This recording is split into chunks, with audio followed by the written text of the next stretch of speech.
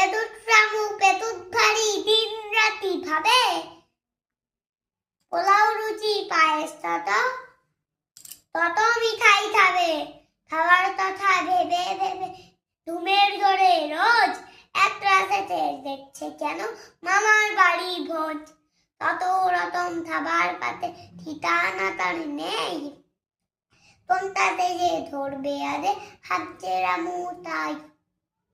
অনেক ভেবে মাছের মুড়ো তেমনি তোলার শেষে ভাজা মাছটা ফেললো হঠাৎ ফিটিয়ে হেসে,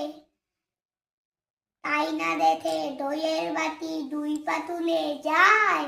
পিঠাইগুলো মুঠে রেখে চট পাতিয়ে যায়, রাজারাজায় মালপোয়ার বর্ষি ছিল যত,